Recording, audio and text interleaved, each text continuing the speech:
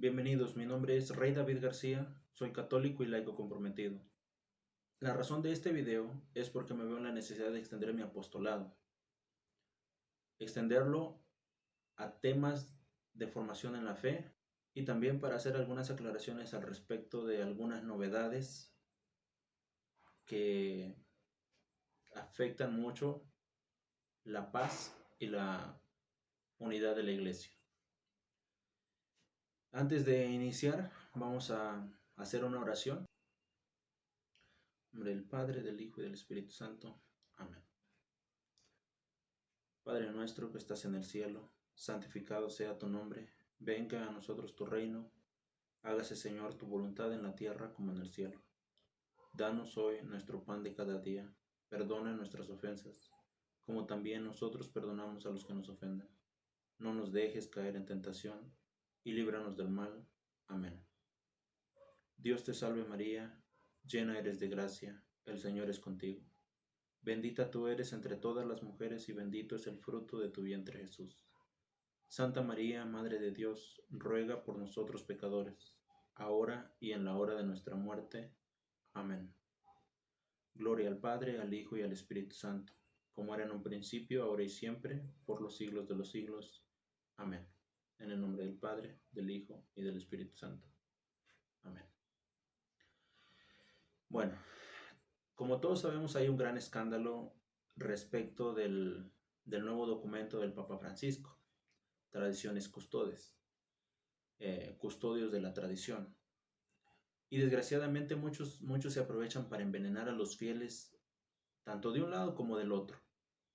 Por un lado están algunos tradicionales extremistas que critican y calumnian y desacreditan y malinforman con respecto a las cosas que hace y dice el Papa. Y por otro lado están los modernistas que aprovechan también su espacio para ganar terreno, aprovechan cada ocasión que pueden para ir contra la tradición, ir contra la sagrada liturgia, para innovar, para hacer cosas que no están de acuerdo a la doctrina de la iglesia, usando como pretexto que el Papa Francisco los apoya. Nosotros no nos inclinamos ni para un lado ni para el otro. Hay que ser imparciales. Pero también hay que ser realistas. Hay que ver las cosas como son, lo que está pasando y no justificar lo que no se puede justificar. El católico está llamado a hacer luz, a ver las cosas de manera objetiva y no dejarse guiar por lo que siente o por lo que piensa, sino guiar su razón de acuerdo con las cosas que son, con las cosas que están sucediendo. Y me siento en la responsabilidad de hacer este video porque Dios así me lo pide. ¿Sí? En esta ocasión las circunstancias y todo me piden que lo haga y lo voy a hacer. Como todos saben, en el momento actual todas las noticias hablan de que el Papa ha eliminado la misa tridentina, de que el Papa acabó con la misa ad orientem, que el Papa anuló la misa tradicional. Ahora, esto escandaliza mucho, ¿sí? Esto escandaliza mucho a mucha gente, ¿sí? Pero desgraciadamente es lo que está pasando, ¿sí? El Papa Francisco, si bien no prohibió la misa, sí puso demasiadas limitaciones, ¿sí? Limitó, restringió y ciertas cosas del pasado las anuló por completo. Para entender mejor este documento es necesario ver un poquito de historia y ponerlo en contexto, ¿sí? Poner en contexto este documento. Cuando el Papa Francisco promulga este documento, él en cierta forma anula los documentos anteriores. Es decir, algunas cosas las limita, algunas cosas las deroga y hay que ir viendo qué cosas son esas las que anuló y qué cosas son las que limitó. Eh, el Papa Francisco tiene la potestad para anular un documento anterior, ¿sí? Él no sería el primer papa en anular algún documento escrito por algún otro papa, como por ejemplo un motu propio. Él, el mismo Benedicto XVI, cuando escribió el Summorum Pontificum, él derogó el documento de Juan Pablo II, que se llama Ecclesia Dei. Cuando, cuando nosotros nos ponemos a pensar de que el Papa Francisco derogó, anuló los documentos del Papa Benedicto XVI, el Papa Juan Pablo II, nosotros podemos escandalizarnos, pero esto no es para escandalizarse, esto es algo normal, ¿sí? Él hace un decreto y ese decreto debe de cumplirse, tiene la potestad. Sin embargo, hay que ver el contexto y hay que ver el por qué, ¿sí? Y el para qué, eh, y el para qué lo hace, ¿sí? Entonces, primero que nada hay que ponernos en contexto. Dice, en el 1962, el Papa Juan XXIII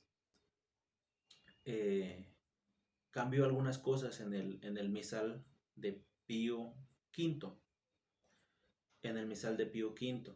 Ese misal, eh, hay una bula papal en la que él propone esa misa, ese rito, esa forma, eh, para siempre en la iglesia.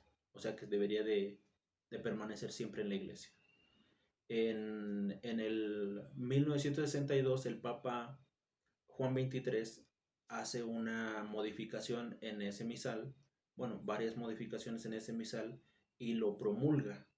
El Papa Juan XXIII, en su esfuerzo por la unidad con los cristianos no católicos y por atraer o por buscar la unidad con los judíos, él propone varias cosas, varias adaptaciones, cambios en la liturgia, cambios en la forma de proceder de la iglesia, en la pastoral, etcétera. Durante el pontificado de Juan XXIII también se inició el Concilio Vaticano II.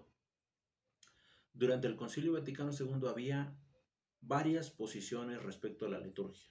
Estaban los tradicionalistas que querían conservar intacta la liturgia, estaban los modernistas que querían cambiar, innovar toda la liturgia y crear algo nuevo, innovador, sin importar las consecuencias de la fidelidad a la sagrada liturgia, a la sagrada tradición. Y estaba el grupo también de moderados que reconocían que debía de haber algunos cambios en la liturgia, pero no cambios drásticos, no cambios donde se traicionaría la sagrada liturgia o la sagrada tradición, sino conservándola y dándole continuidad. Entre ellos estaban Juan Pablo II y Benedicto XVI como representantes, ¿no? Que después serían los próximos papas. Ellos eran los moderados, por así decirlo. En el concilio tenía como fin el bien pastoral de la iglesia. Buscaba como uno de los fines principales la unidad de los cristianos, es decir, de los que se habían separado de la iglesia. Muchos pastores o representantes de estas denominaciones fueron invitados al Concilio Vaticano II. Y es por eso que si ustedes ven una foto del Papa Pablo VI con diferentes eh, pastores o representantes de las iglesias cristianas no católicas, es por eso, porque ellos fueron invitados al concilio.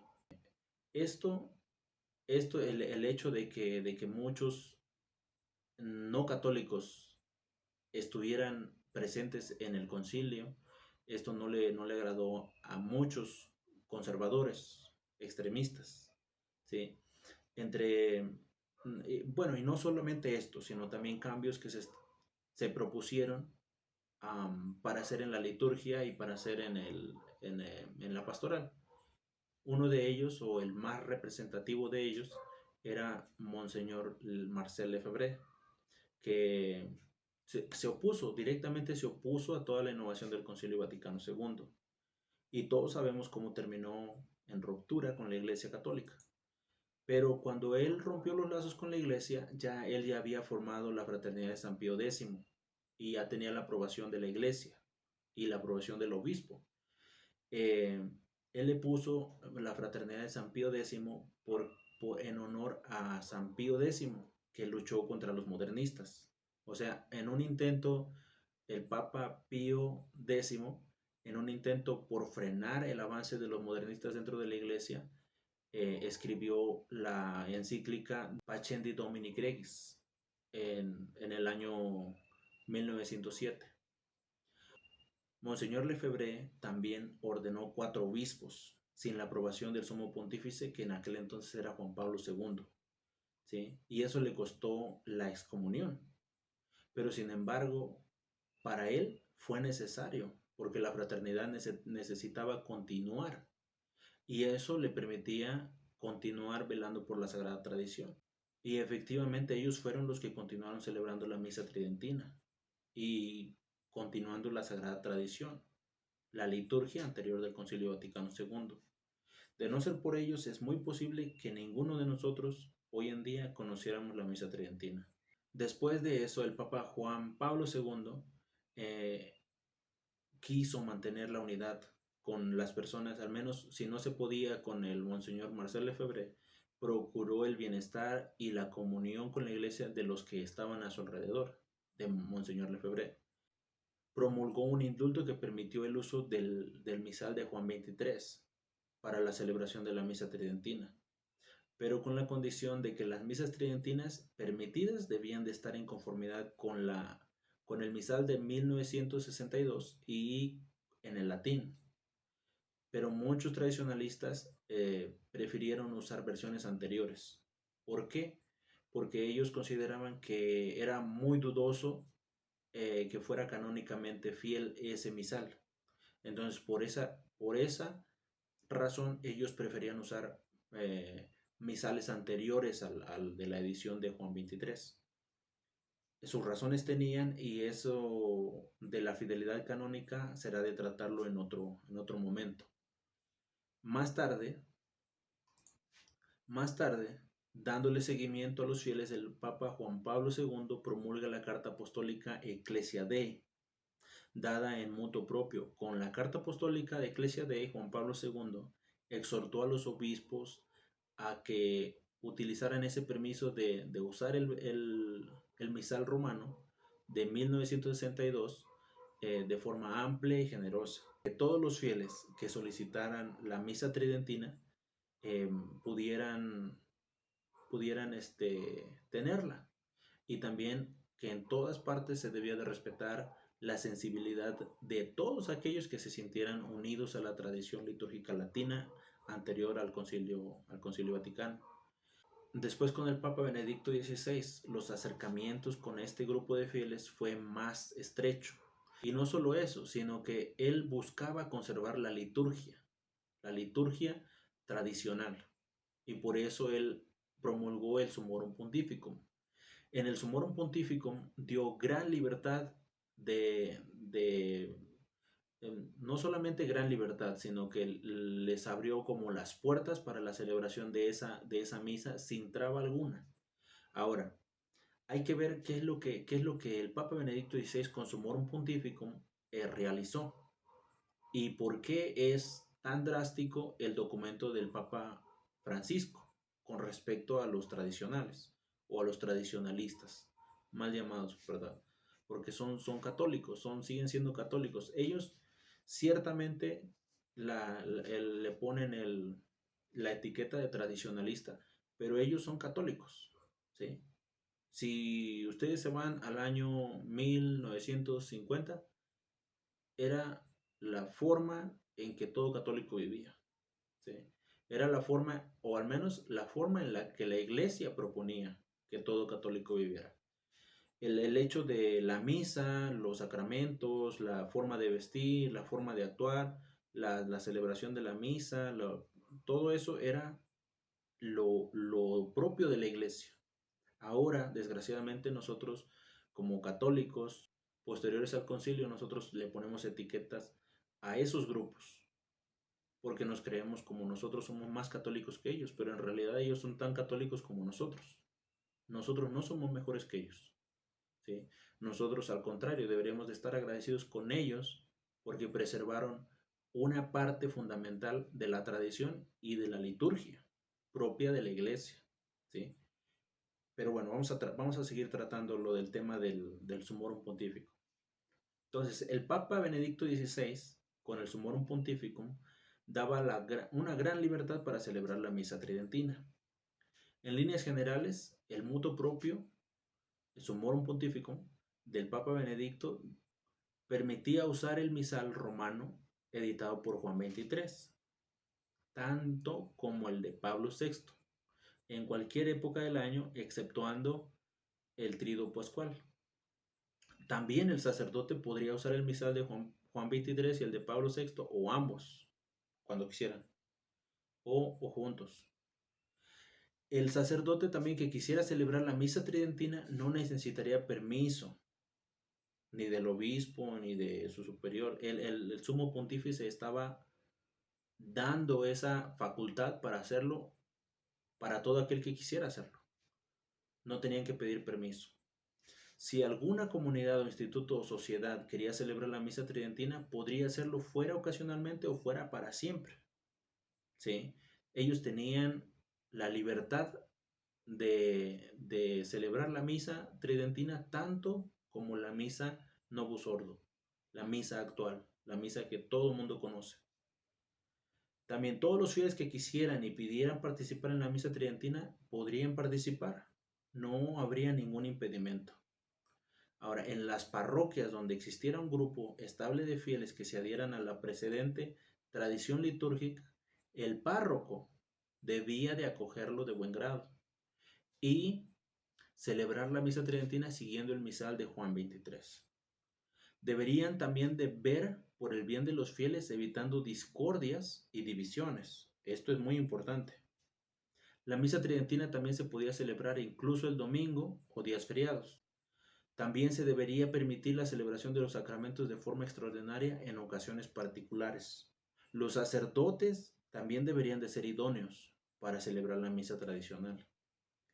En las misas que se celebraban con el pueblo, las lecturas podrían, escuchen bien esto, podrían ser en lengua vernácula. De las ediciones aprobadas por la Santa Sede Apostólica. La lengua vernácula es la lengua del pueblo. Es decir, si están aquí en México, la lengua vernácula es el español. Si están en Estados Unidos, la lengua vernácula es el inglés.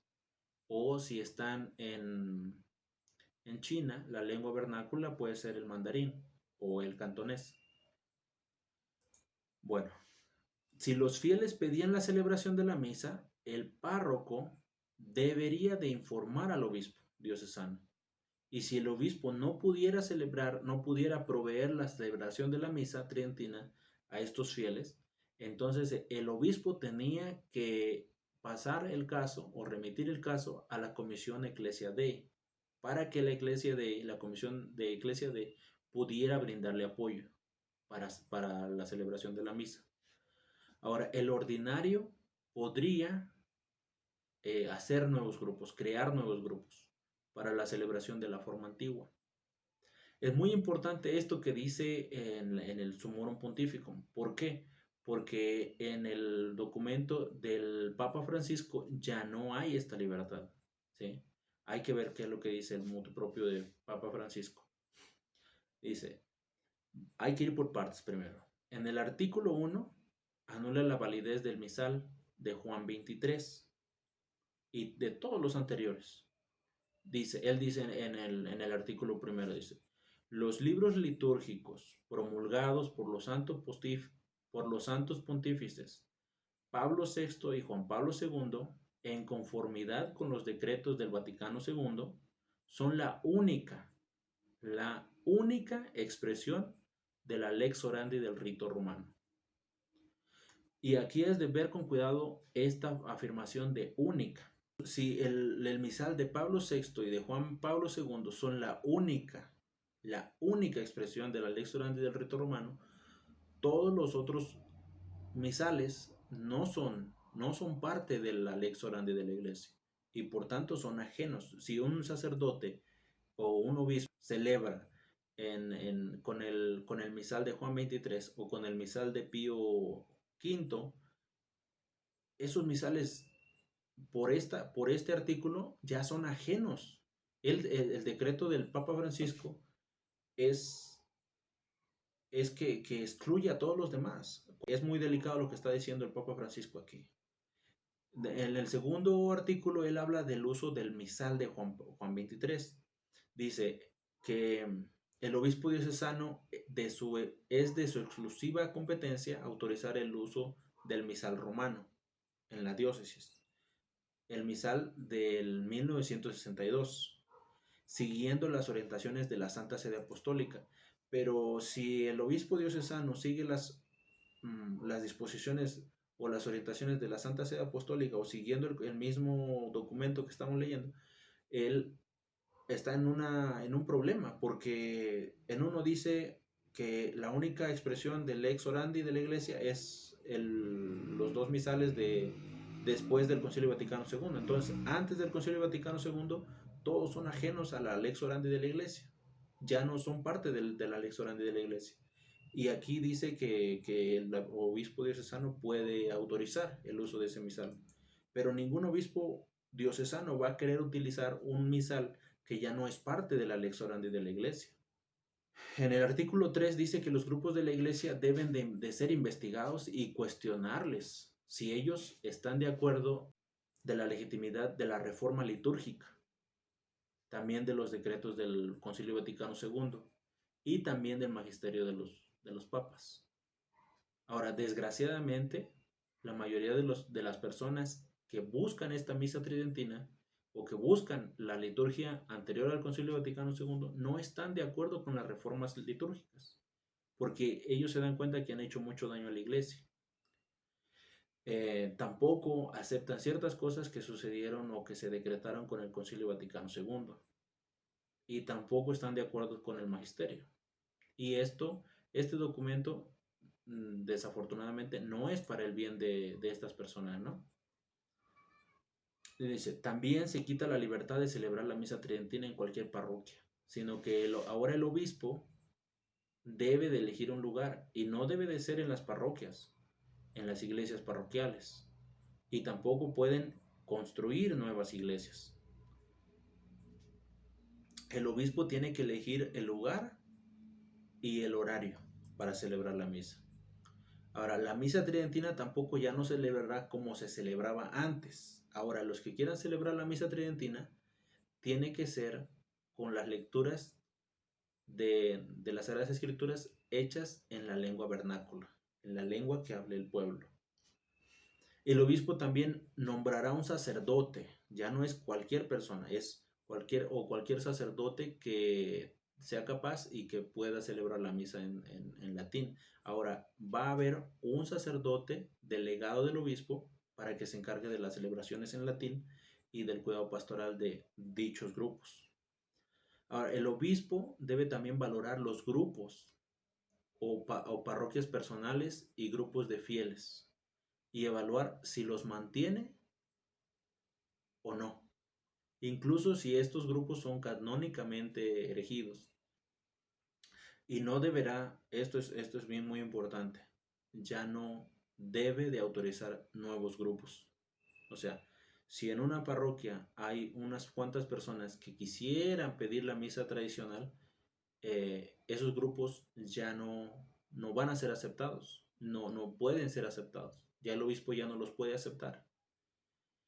Ahora, en el artículo 4 menciona que los sacerdotes que sean ordenados después de este documento y que quieran celebrar la misa tridentina deberán de pedir permiso a su obispo. Y después el obispo tendrá que pedir la aprobación también de la sede apostólica antes de conceder el permiso. Ahora, si la sede apostólica decide que no, el obispo no le puede dar el permiso. Ahora, en el artículo 5 dice que los sacerdotes que ya celebran la misa tridentina, deben de pedir permiso a sus obispos para mantener la facultad de celebrar. Y si el obispo les dice que no, pues no van a poder celebrar esa misa, ¿no? En los dos siguientes artículos, el Papa habla de los institutos de vida religiosa y de la vida apostólica.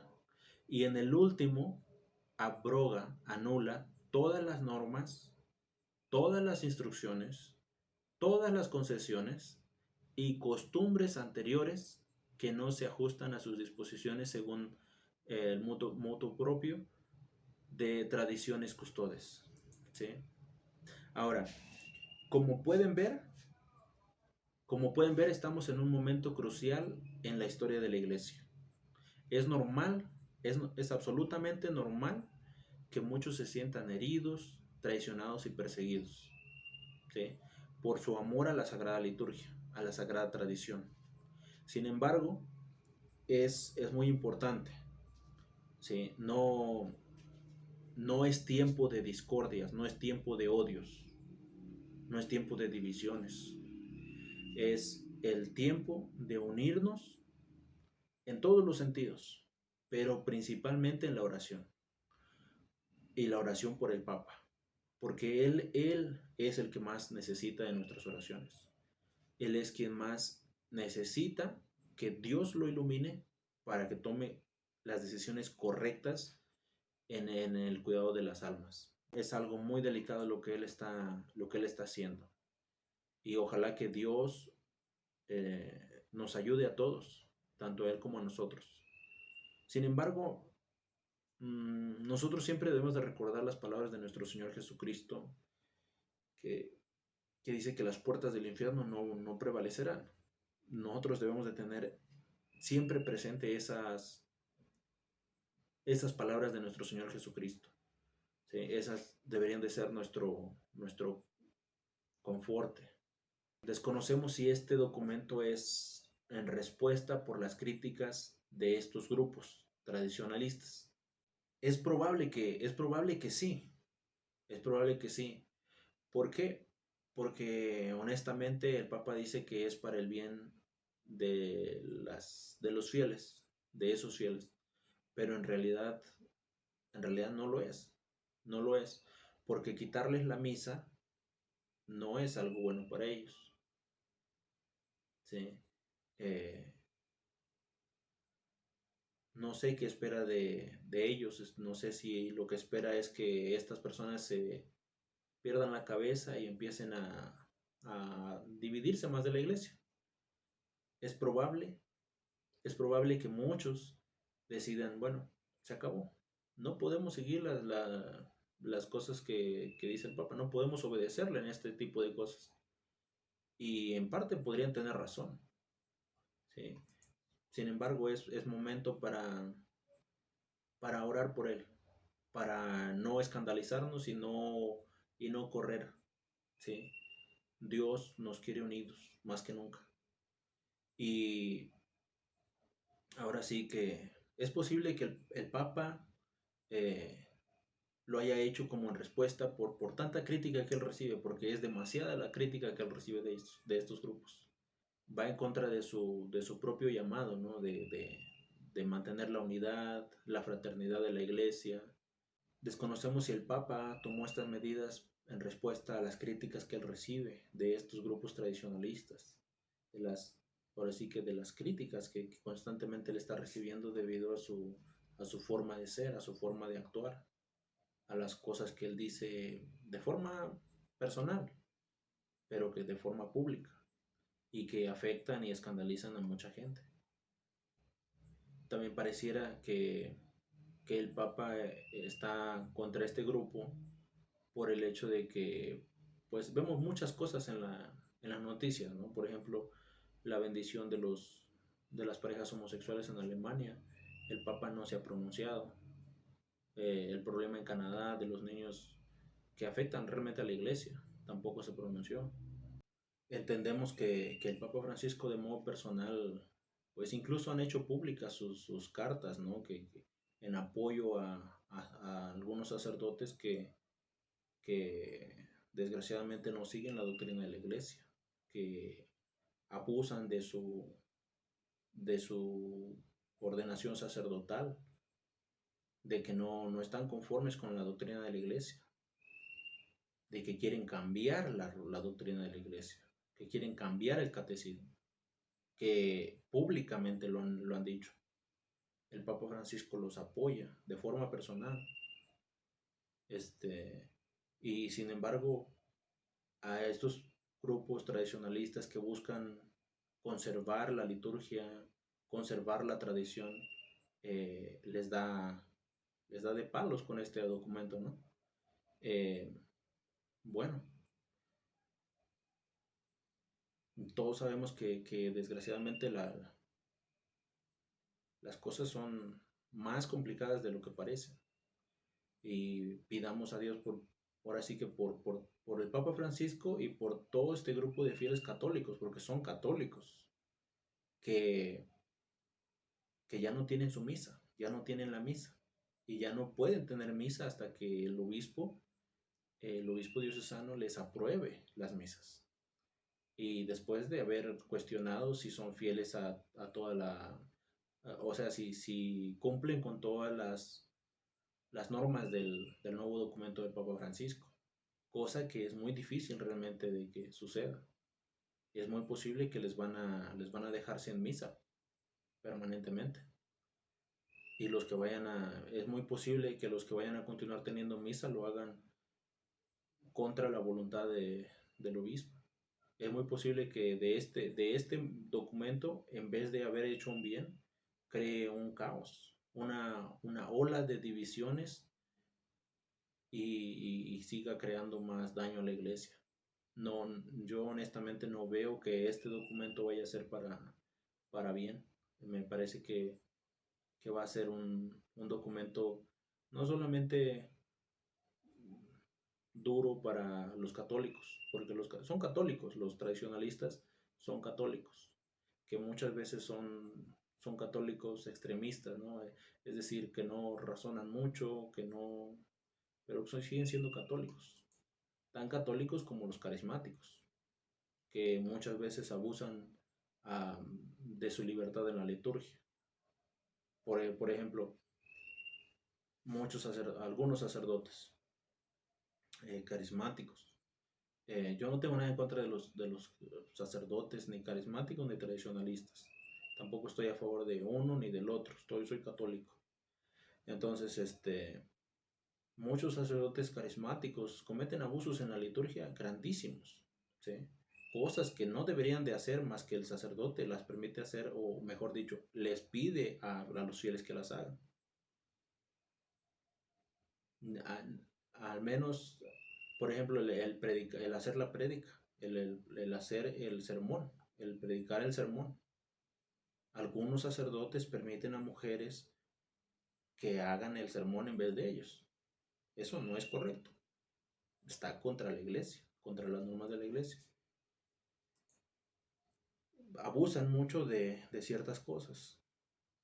Y sin embargo, el Papa Francisco no les ha puesto un límite a estas personas, pero sí a los tradicionalistas.